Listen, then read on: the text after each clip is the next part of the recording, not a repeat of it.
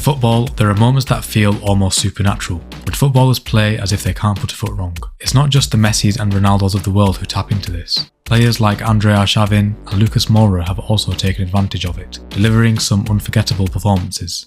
Flow state is very real, and it's one of the biggest secrets behind some of football's most legendary performances, but it's also something that's often overlooked by pundits, managers and even players themselves. With all the focus now on physical training, tactics and stats, the mental side of the game, specifically achieving flow, doesn't get the attention it deserves. But what exactly is flow state, and how do football's elite, and even some unlikely heroes, tap into this zone where they seem unstoppable?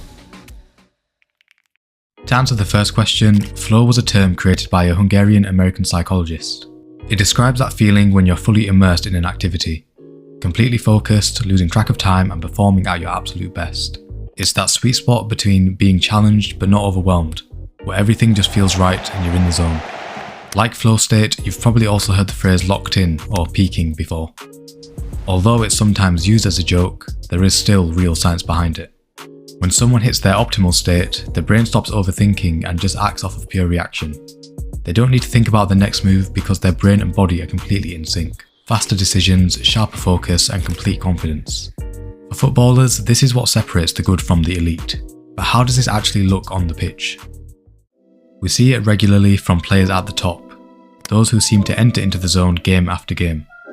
Yet, some of the most unforgettable examples come from players who aren't consistently world class, but have shown just how powerful being in full flow can be.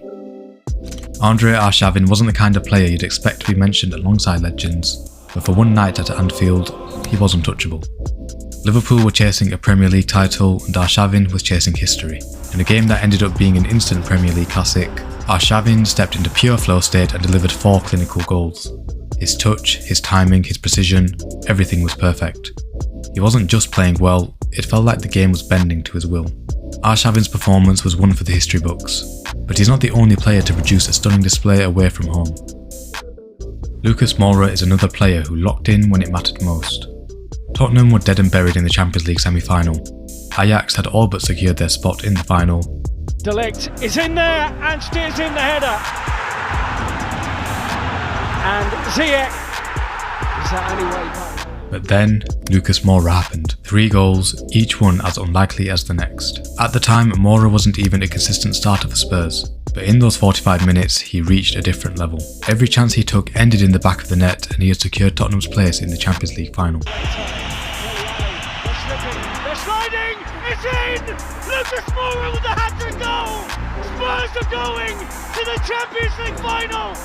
As we mentioned earlier, world-class players are able to find themselves in the zone more regularly than the average player. From the many performances we could choose from, here are a few that truly show the extraordinary talent of football's elite when they enter that near unbeatable state. Let's take it back to Old Trafford in 2003, the Champions League quarter-finals. Ronaldo Nazario, R9, walked onto the pitch against one of the toughest defences in Europe. That night wasn't just about Ronaldo being good, it was as if he was playing a different game entirely. Every time the ball came to him, it felt like he had all the time in the world. His touch was perfect and decision making was flawless. He scored a hat-trick and left United fans giving him a standing ovation.